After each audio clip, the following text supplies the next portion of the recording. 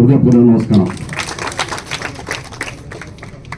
మన కలెక్టర్ గారికి నిజంగా ఇంతకుముందు చెప్పినారు, అది చెప్పడానికి ధైర్యం కాలే. రాష్ట్రంలో ఎవరు కూడా అంత స్పష్టతతోటి కొంత ఈ గ్రామ సభలు తర్వాత ఈ లిస్టుల పైన ఈ యొక్క రేషన్ కార్డుల పైన ఇళ్ళ పైన ప్రజలకు అనేకమైనటువంటి అపోహలు ఉన్నటువంటి సందర్భంలో నేను కలెక్టర్ గారితో మాట్లాడినాను.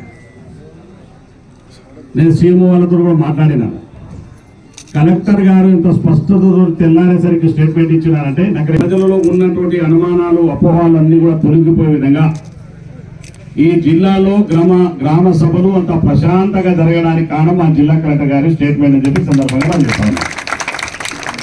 అసలు నాకే కొంత కన్ఫ్యూజన్ ఉండే, నాకు క్లారిటీ లేదు. నేను అప్పుడు కలెక్టర్ గారితో మాట్లాడిన సందర్భంలో ఉన్నటువంటి విషయాలని కూడా చెప్తాను. చాలా మంది ప్రజలకు ఇప్పుడు కూడా ఇంకా మీకు కలెక్టర్ గారు చెప్పిన విషయాల్లో చాలా స్పష్టత ఉన్నది. ఇప్పుడు మా దగ్గర అందుబాటులో ప్రభుత్వం దగ్గర ఉన్నటువంటి ఏవైతే పేర్లు ఉన్నాయో అవి మీరు ఇచ్చినటువంటి గతంలో ఇచ్చినటువంటి దరఖాస్తులు పరిశీలనలో ఉన్నట్టు పేర్లు మాత్రమే.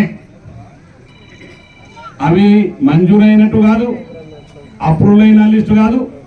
ఆనాడు అనేక సందర్భాలు అనేక మంది ఈ గ్రామ సభలో దరఖాస్తు చేసుకున్నారు.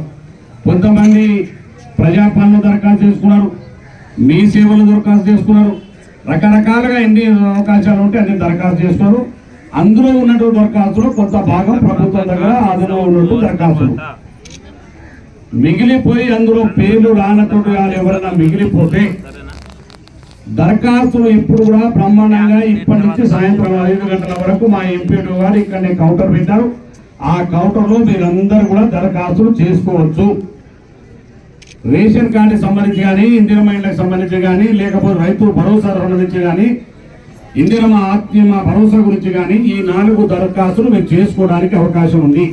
మరొక్కసారి చెప్తాం, మీరు అందరూ కూడా అందులో పేరు చదవగానే నా పేరు రాలేదు, నా పేరు ఎవరు కూడా పేర్ల గురించి ఆలోచన చేయకండి అమ్మ సుధాని చెప్తా ఉన్నా.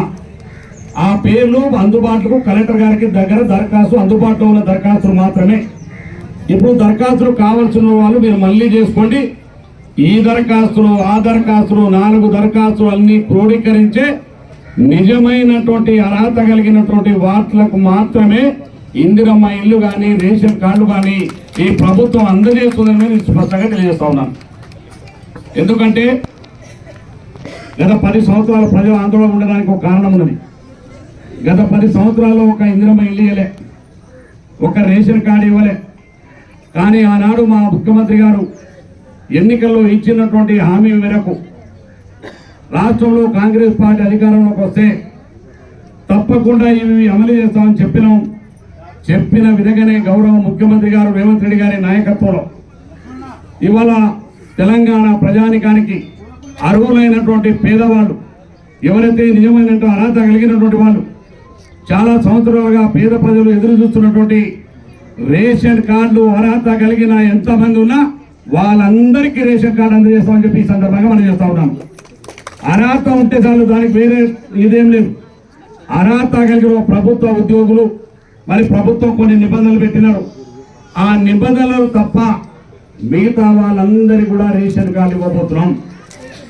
దాంతో పాటుగానే ఇందిరమ్మ ఇల్లు గతంలో ఇక్కడ మీ కొండమల్లిపల్లి కంటే ఇక్కడ కట్టినట్టు 20-30 కట్టినట్టు 10 సంవత్సరాలు.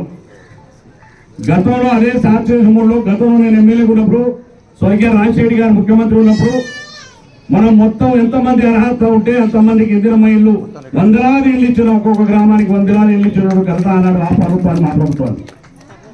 ఈనాడు మళ్ళీ కూడా తిరిగి ఈ ప్రభుత్వం వచ్చిన తర్వాత నిజమైన అర్హత కలిగిన పేదవాళ్ళకి ఇందిరమ్మ ఇల్లు ఇవ్వాలని గౌరవ ముఖ్యమంత్రి గారి ఆలోచన మేరకు ఒక్కొక్క నియోజకవర్గానికి